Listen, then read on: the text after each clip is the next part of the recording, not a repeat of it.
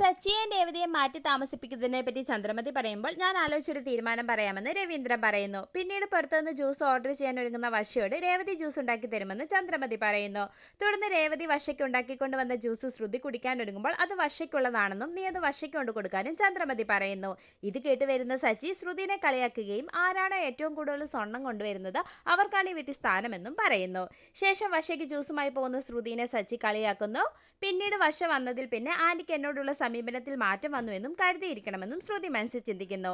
ശേഷം nail cutter അന്വേഷിച്ചു വരുന്ന വശ്യയുടെ കൈയും കാലുമെല്ലാം ചന്ദ്രമതി ശ്രുതിനെ കൊണ്ട് ക്ലീൻ ചെയ്യിക്കുകയും നെയിൽ പോളിഷ് ഇടിയിക്കുകയും ചെയ്യുന്നു. ഇതോടെ ശ്രുതിക്ക് ദേഷ്യം വരുന്നു. പിന്നീട് ചന്ദ്രമതിക്ക് തന്നോടുള്ള സ്നേഹവും മതിപ്പും നിലനിർത്താനായി ശ്രുതി 5000 രൂപ ചന്ദ്രമതിക്ക് കൊടുക്കുകയും എല്ലാ മാസവും പോക്കറ്റ് മണിയായി 5000 രൂപ വീതം തരാമെന്നും പറയുന്നു. ഇത് കേട്ട് ചന്ദ്രമതിക്ക് സന്തോഷമാകുന്നു.